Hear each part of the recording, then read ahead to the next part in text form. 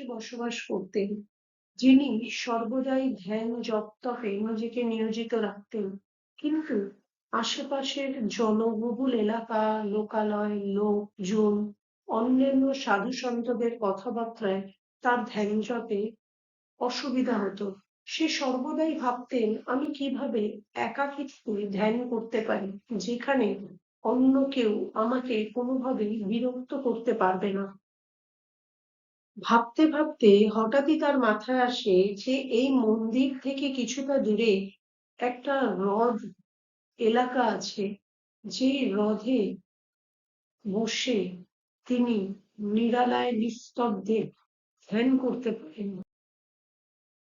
মন্দির থেকে নির্জনে থাকা বা দূরবর্তী যে হ্রদটি ছিল, তিনি স্থির করলেন যে নৌকা করে সেই লেকের একদম মাঝখানে চলে যাবেন, এবং কোনোভাবেই তাহলে আর কোনো শব্দ, জনগণ, অন্যান্য সাধু সন্তদের শব্দ তার কানে পৌঁছাবে না, এবং তিনি ভালোভাবে সেখানে ধ্যান জবে রত হতে পারবেন।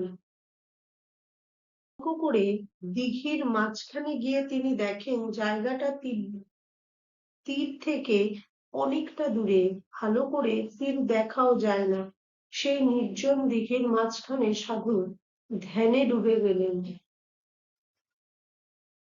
করতে করতে সাধু উপলব্ধি করলেন যে এটি আদর্শ জায়গা তার ধ্যান করার জন্য। এতদিনে সে সঠিক জায়গাটা খুঁজে পেয়েছেন। তো নিস্তরঙ্গ অবস্থায় সাধুর কয়েক ঘন্টা কেটে গেল ধ্যানস্থ ভাবে। খুব গভীরে ডুবে গেছে তার মন। হঠাৎই একটা প্রবল ঝাঁকুনি। সাধু বুঝতে পারেন যে অন্য আরেকটা নৌকা ধাক্কা মারছে তার নৌকোকে।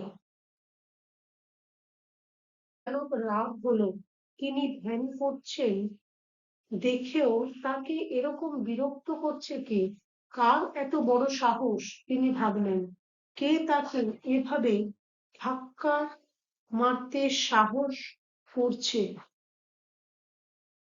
শান্ত মন এক মুহূর্তে উত্তপ্ত হয়ে ওঠে। মাথার ভেতরটা উত্তেজনায় ঝাঁঝা করে জ্বলতে থাকে যেন। তিনি চিৎকার করে নৌকার সেই অসভ্য আরোহীকে ভৎসনা করবেন বলে চোখ খুললে দেখেন, ও মা, নৌকা তো নৌকাতে তো কেউ নেই। চালকবিহীন একটা নৌকা ভাসতে ভাসতে হ্রদের মাঝখানে এসে তার নৌকাকে ধাক্কা মারছে। কোনোভাবে দড়ি ছিঁড়ে যাওয়া নৌকাটা এলোমেলো ভাবে ঘুরে বেড়াচ্ছে। সেই মুহূর্তেই সন্ন্যাসীর একটা উপলব্ধি হলো। সে বুঝতে পারলেন যে বাইরের নয়, নিজের ভেতরেই ছিল আমার ক্রোধ। বাইরের থেকে শুধু একটা আঘাত, একটা উত্তেজনায় তা বীভৎসভাবে বেরিয়ে এলো। এরপর থেকে যখনই কেউ তাকে বিরক্ত করত, উত্তেজিত করত, তিনি শুধু একটা কথাই নিজেকে বলতেন, ক্রোধ রয়েছে আমার মনে, আর সামনের মানুষটা শুধু একটা চালকবিহীন নৌকার মতো।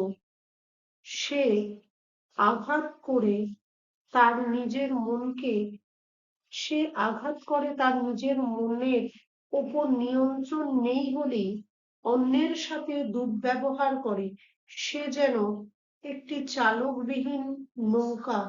যদি তার বিচার বুদ্ধি সঠিক অবস্থায় থাকতো, তাহলে সে সম্পূর্ণ পরিস্থিতিকে বুঝতে পারত বলে সন্ন্যাসীর উপলব্ধি হয়।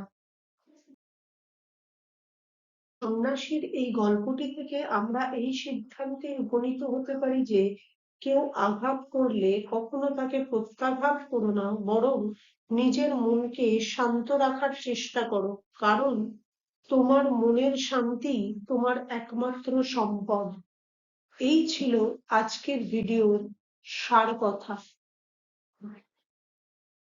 ভিডিওটি মনোযোগ সহকারে দেখার জন্য আপনাদের অনেক অনেক ধন্যবাদ। ভিডিওটা কেমন লাগলো অবশ্যই কমেন্টস করে জানাবেন। যদি ভালো লাগে, মনে হয় ভিডিওটা ভালো বা উপকৃত হবে সবাই এর দ্বারা, তাহলে প্রচুর পরিমাণে নিজেদের বন্ধু বান্ধব আত্মীয় স্বজনের মধ্যে শেয়ার করে দেবেন এবং কমেন্টস করে জানাবেন ভিডিওটা কেমন লাগলো, এবং ভবিষ্যতে এই ধরনের মোটিভেশনাল আরো ভিডিও যেগুলো আমি দেব সেগুলো পাবার জন্য চ্যানেলটাকে সাবস্ক্রাইব করে রাখার অনুরোধ রাখলাম। ধন্যবাদ।